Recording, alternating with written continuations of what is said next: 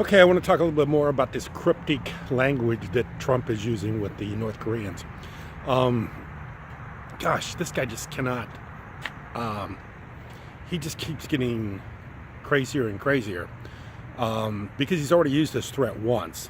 He's already threatened him with fire and like the world has never seen before and all this other stuff.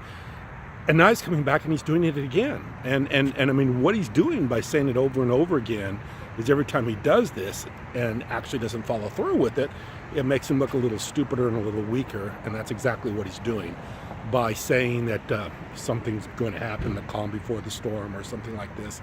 This is all really crazy stuff. And this really goes to the heart of Donald Trump and who he is, which is this: what he's doing right now cannot, will not, does not help his position. Like I said, because he's already used this threat before.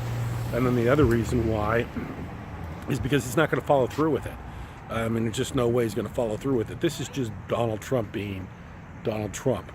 His ego, his maniacal, narcissistic behavior. That's what this is. The other thing, too, is I keep hearing, which I want to address, is the fact that this is somebody else's problem. This was the Bush administration. This was the Clinton administration. This is the Obama administration. All these, this problem with North Korea goes back to those previous administrations. So if that's the case, then how does Donald Trump think he can solve it within the first few months of his presidency? We're still less than a year in Donald Trump's presidency, and he knows nothing about foreign policy.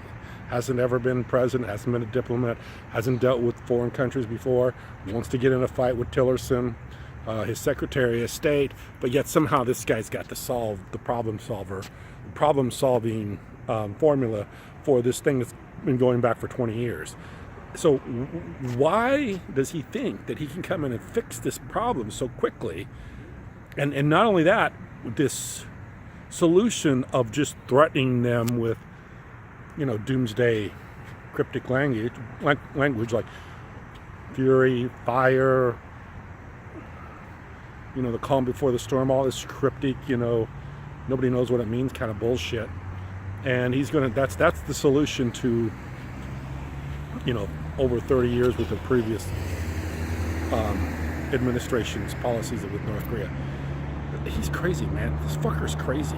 It's just absolutely crazy. I mean, what he's doing is fucking nuts. Gets in a fight with the Secretary of State, then comes back and says a bunch of crazy shit that he's not going to back up, and then have the military people all standing around and giving him credibility. This fucking Kelly. He's starting to get under my skin because he gives Trump credibility. And it's almost like these people are allowing Trump to be a fucking nut, knowing that it's he's such a crazy asshole. And you kind of figure out how you can prosper, how you can benefit by Trump's being in control, and somehow by you being able to manipulate him or steer him or do something like that, somehow they're benefiting too. I don't know what the deal is, because why would a guy like Kelly allow Trump to be such an idiot, such a complete idiot? The other thing about Trump is like Tillerson. A guy like Tillerson is actually probably he isn't a guy that's like Donald Trump. Donald Trump inherited his money. He's always had money. I mean, he inherited hundreds of millions of dollars. Can you imagine that? So he's never been in a position where he's had to really earn the respect of the people around him. He's always just had it because he's had the money. And of course, since he's had the money, and the one thing about Donald Trump and his family is they're fortunate enough to buy real estate and in New York, which is a place where it's been very, the real estate prices have gone up exponentially, enormously. One of probably the biggest appreciation areas in the whole world was New York City, and because of that, they got fabulously wealthy. So Donald Trump has been able to play on that quite a bit.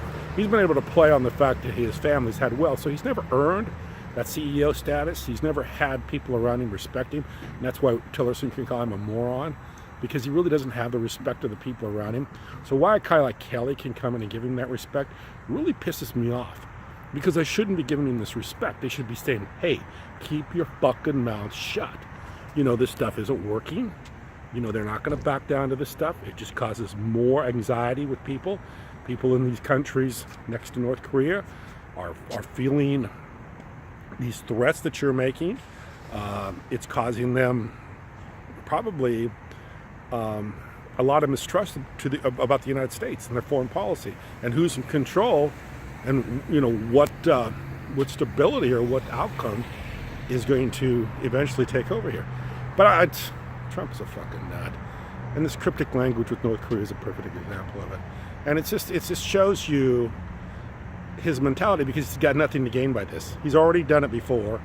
He hasn't followed through with the threats before. He just keeps making them over and over again, with just putting different words to the same message, which is, we're going to do something militarily, and it's going to be really, really, really big, and everybody's going to know it, and the little rocket man better be scared because we're coming after him.